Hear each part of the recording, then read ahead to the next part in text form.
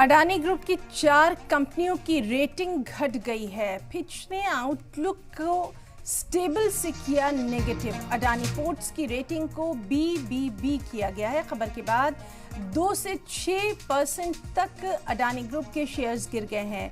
Moody's ने भी rating में बदलाव किया है। 7 कंपनियों के आउटलुक में भी बदलाव किया गया है। आउटलुक को बदलकर नेगेटिव किया गया है। अडानी पर ब्लूमबर्ग के हवाले से ये अहम खबर। अडानी ग्रुप की 4 कंपनियों की रेटिंग घट गई है। फिच ने आउटलुक को स्टेबल से नेगेटिव किया है। अडानी पोर्ट्स की रेटिंग को BBB किया गया है। खबर के बाद 2 से 6% तक गिरे हैं अडानी ग्रुप के शेयर। मूडीज ने भी रेटिंग में बदलाव किया है। 7 कंपनियों के आउटलुक को बदला देखा जा रहा है। आउटलुक को बदलकर नेगेटिव किया गया है। अडानी पर ब्लूमबर्ग के हवाले से ये अहम खबर।